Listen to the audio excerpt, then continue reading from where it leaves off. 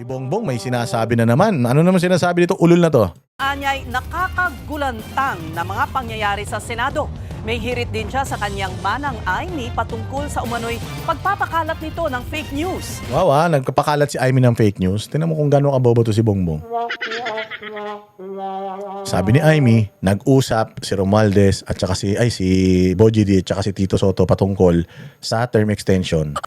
Regionalized na pagboto ng senador tapos no election. Nagkausap. Yun ang sinabi niya. Pinag-uusapan pala. Ang dami nagsabi mga senador, fake news yan. Pero tiyangin na, si Tito Soto nung tumayo umamin. Totoo na pag-usapan namin yan, pero joke lang yun. Gago, di ba? So ibig sabihin, hindi fake news si Amy. Sinabi niya na nag-usap talaga. At ito pang pinakamasaklap, nilaglag pa siya ni Ping Lacson. Kinwento ni Ping Lacson yun na pag-usapan nila doon sa isang reporter para kumalat. Paano naging fake news yun? Anak ng tinapay talaga to si Bongbong. Bobo talaga eh. Live mula sa Tokyo, Japan, nasa frontline ng balitang yan si Maricel Halili. Maricel, ano-ano ang mga sinabi ng Pangulo? Says very concerning para kay Pangulong Bongbong Marcos ang sunod-sunod na drama diyan sa Senado. Isa na nga raw dyan, yung gun-related incident na mismong si Pangulong Bongbong Marcos tinawag niya na peke. May hamon. Kung yung nagme-make face pa, gago ikaw, naniniwala ka ba na peke yun? Buti sana kung di siya nagbigay ng statement before that. Nagbigay siya ng statement, sabi niya walang arestuhan na mangyayari, walang taga-NBI dyan, walang may baril dyan. Tapos yung mga video shows na meron. Hindi, ang fake news, si Bongbong, hindi yung barilan dyan. Kaya bistadong-bistado na nga kayo. Ito naman talaga mga mainstream media na mga negosyante na to. Maniniwala ka kay Bongbong? Wala naman sinabing matino yan. Wala naman sinabing tama yan.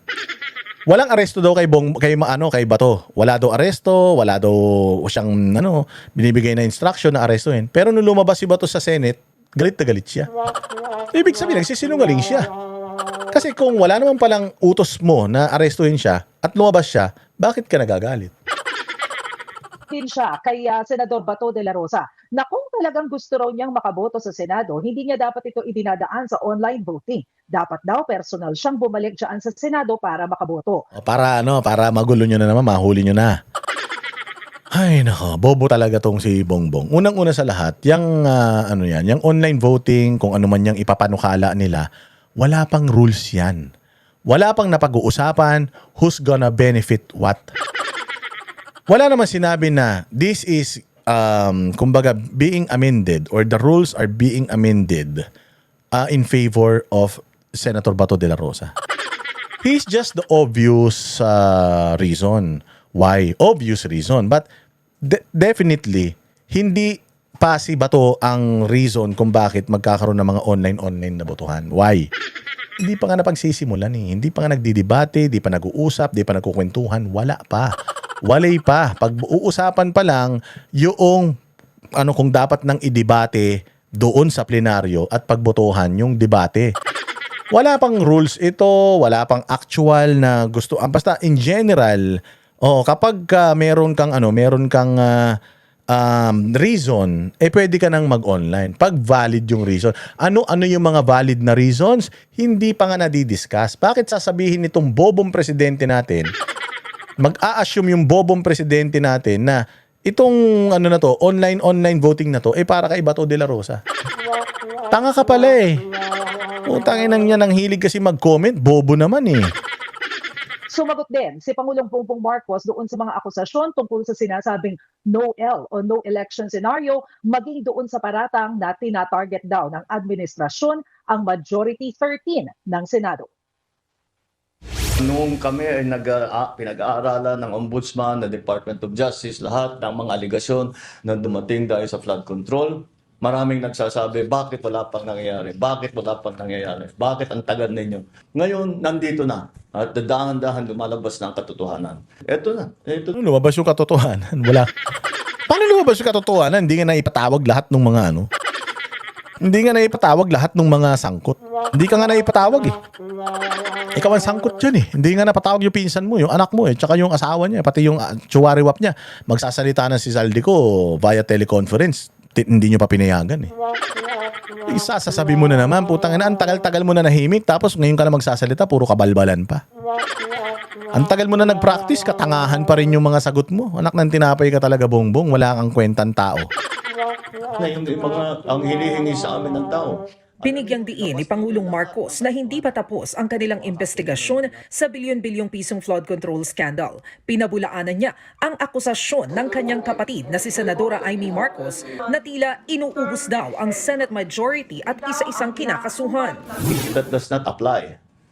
It was because of the allegations that were made and the investigations that were conducted upon learning of those allegations against kung sino man. And kung ano man ang naging alignment sa Senado, walang kinalaman yun. Ito pa rin ang mga tao na lumabas ang mga pangalan. Sabi Sigurado ka. Pag lumipat ba si Jinggoy dyan sa inyo, hindi na siya kakasuhan? Kung sasabihin mo, pag lumipat siya, kakasuhan pa rin siya, ba't pa siya lilipat? Tanga. Obvious naman eh. Utangin na kahit bulag eh. Kahit bulag makakakita sa ginagawa ninyo eh. Mantakin mo, yung mga senador sa majority, yun lang yung kakasuhan, tapos sasabihin nyo, hindi political yan. Okay man lang sana. May nakasuhan sa majority, tapos may isa, dalawa sa minority. Eh hindi. Tangin na lahat, puro majority. Anong ibig sabihin nun? Kahit naman sanggol, hindi naman siguro magdududa na ginagawa nyo ito para ma-pressure itong mga senador at kung sakaling makulong sila tapos hindi sila makakaboto, parang yung minority, sila pa rin yung majority.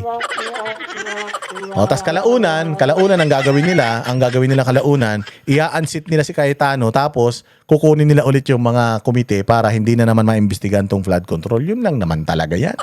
Wala naman kayo ibang talagang gusto kung hindi matuloy yung flood control na yan dahil na pagka natuloy yung flood control na yan, putang ina lalabas yung pangalan ni Bongbong, ni Romualdez dahil nga may mga ebidensya eh.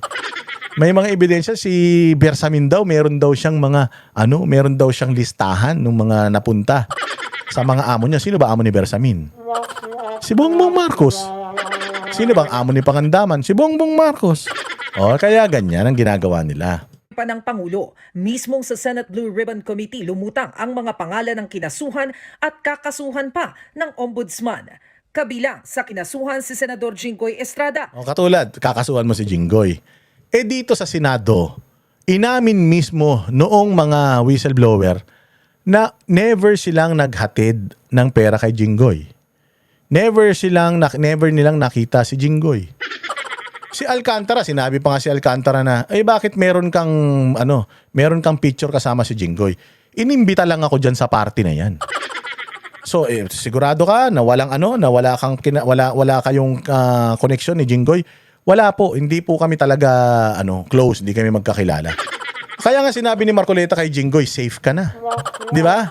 Kaya nga sinabi ni Marcoleta na safe ka na kasi nga wala hindi kinonfirm na itong mga nandirito na si Jinggoy sangkot. Never. Kahit si Chis Escudero naghatid ba kayo ng pera direkta kay Chis Escudero? Hindi. Doon lang sa kanyang di umanong kanang kamay.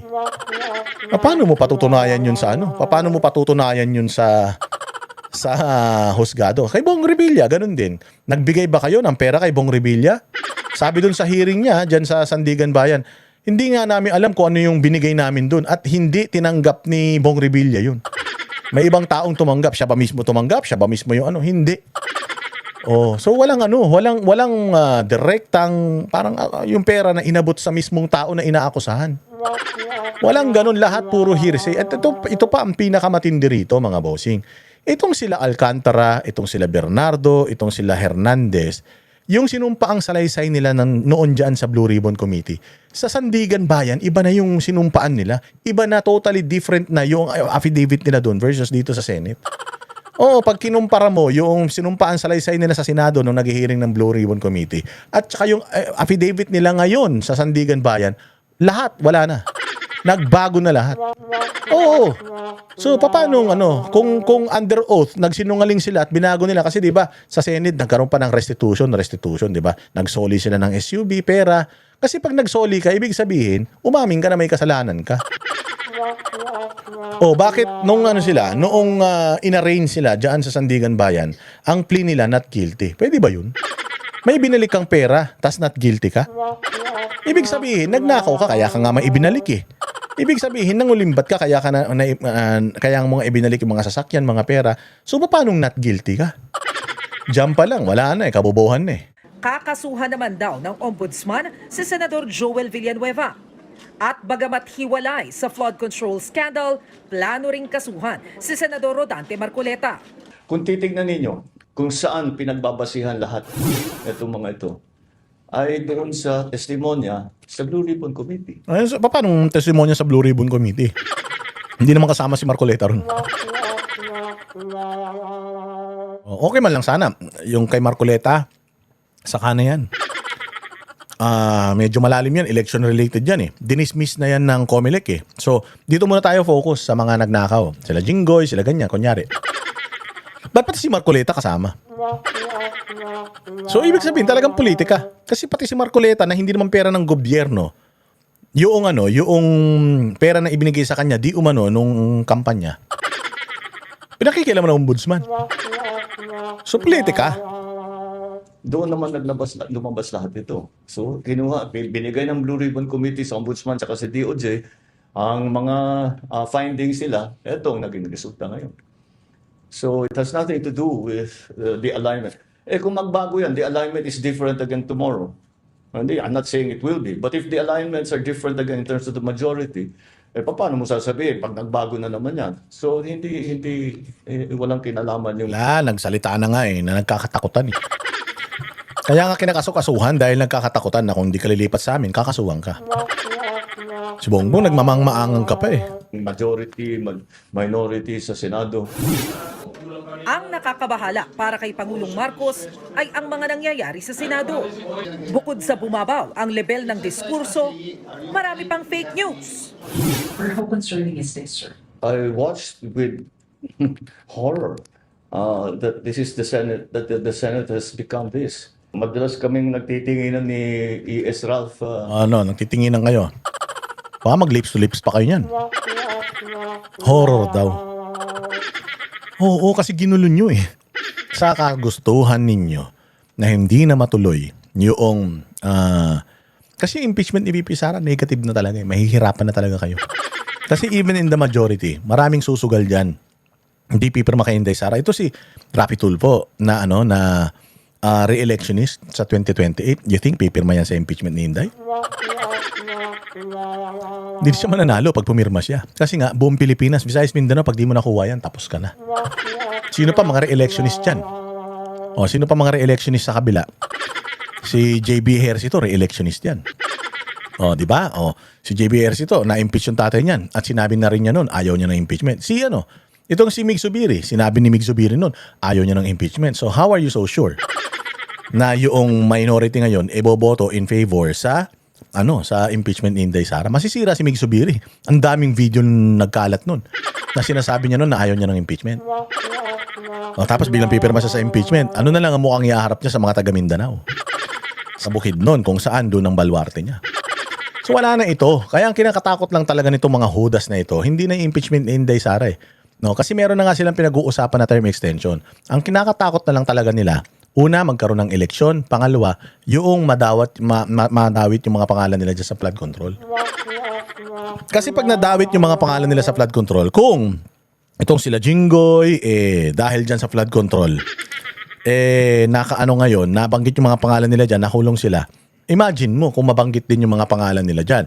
Tapos yung committee ni Marcoleta, sa ombudsman, ipasa sa ombudsman na may kaso na dapat silang kasuhan.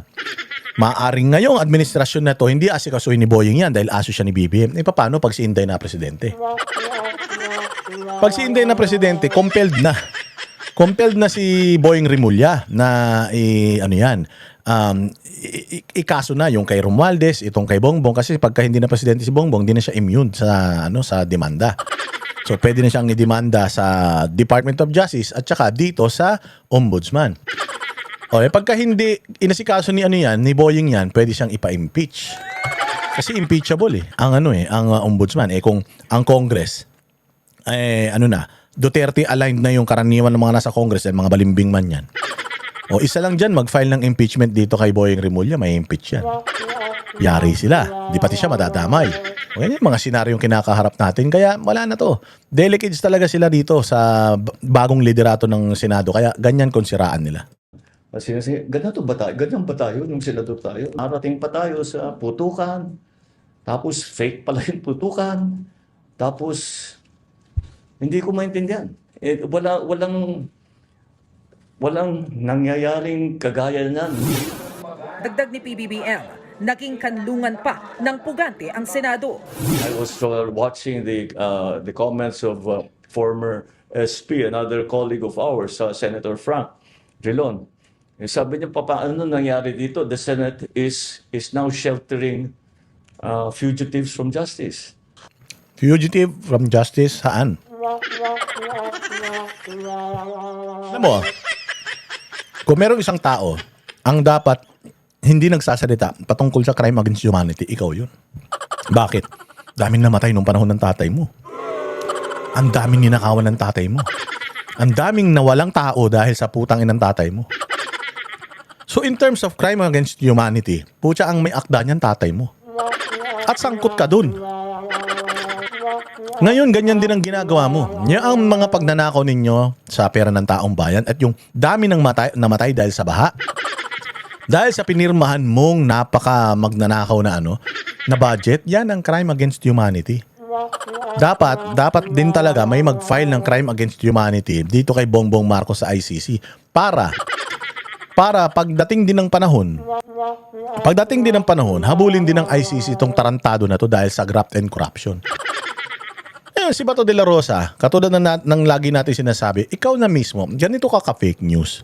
Sinabi mo noon, hindi mo siya pinapa-aresto, tapos ngayon, pugante na siya sa'yo. Anak ng tinapay, ano ba talaga totoo? Napaka-fake news peddler mo kasi Bongbong Marcos. Walang NBI, walang may baril. Walang nag-utos, hindi taga-gobyerno yung kalaban ng mga Senado nung nagbarilan dyan. Tapos biglang sasabihin mo, peke. Ikaw ang peke eh. Ang linaw-linaw nung statement mo eh. Yung 4 na minutong statement mo na parang lasing ka pa eh. Tapos ngayon sinasabi mo, pugante si Bato de la Rosa. Saan? Pugante sa ICC? Hindi na tayo membro ng ICC. And at the same time, walang kaso si Bato de la Rosa dito. Lagi na sinasabi, kabobo-bobo mo. How did that happen? I don't understand how a Senate is supposed to function if those are the kind of things that the Senate is embroiled in. Tutol din ng Pangulo sa panukala ni Senador Rodante Marcoleta na payagan ng online voting sa Senado. Wala raw malinaw na basihan para rito. At tanging Bobo talaga eh. Wala daw malinaw na basihan. Tanga, hindi pa nga napag-uusapan yung basihan kundi ka ba naman bobo eh. Pag-uusapan pa lang, pagdedebatihan pa lang, ilalabas pa lang kung ano yung mga plano, talagang wala pang basihan. Pag pinagdebatihan na yan sa plenaryo, pinagbotohan na yan, gagawa na sila ng basihan. Doon ka palang dapat nagsasalita. Tsaka, wala ka namang kontrol sa Senado. Kung talagang sinasabi mo na wala kang kontrol sa Senado, bakit ka nagko-comment tungkol sa Senado?